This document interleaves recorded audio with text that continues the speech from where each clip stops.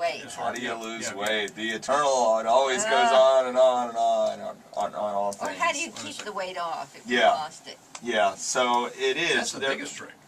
That is one of the biggest tricks.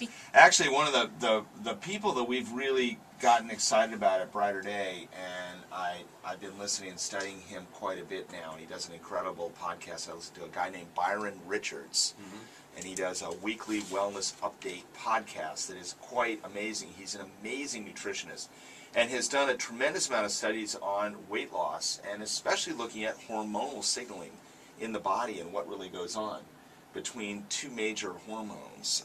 So you have one called leptin, which is the body's hormone that was used to handle starvation, basically.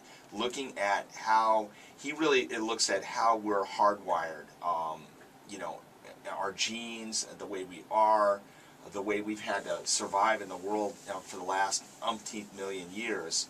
We have a lot of genetic coding that keeps us in a survival mode. So leptin is the hormone that is involved with fat storage that goes on. So he really does a lot of very interesting stuff teaching you about how to manage leptin levels. And when leptin gets elevated, our fat storage system turns on full tilt. And we start making lots and lots of fat cells and start you know, accumulating a lot of fat. And it's really based on starvation. A lot of it is just the way we eat, and you know, our insulin response also in regards to blood sugar levels and how when we eat and how much we eat and what we do with it. So there's a corresponding hormone called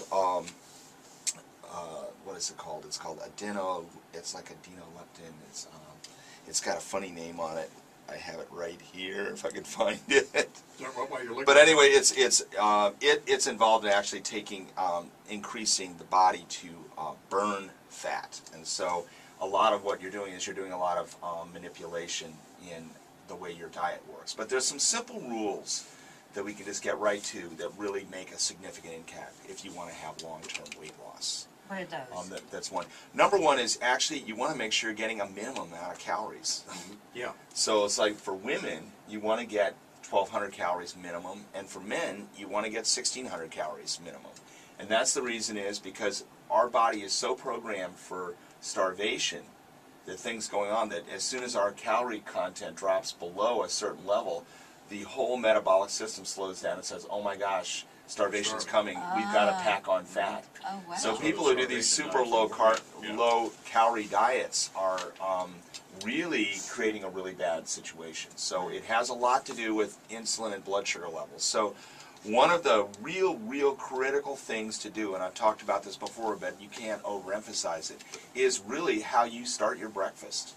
And it really makes the biggest difference of establishing a faster metabolic rate, a much better blood sugar control, and it actually has a big effect on how much you're going to be craving throughout the day. A protein high breakfast. A very high protein breakfast, yeah. I mean, it doesn't have to be, you know, super over the top high, but it should be anywhere between 25 and 30 grams of protein.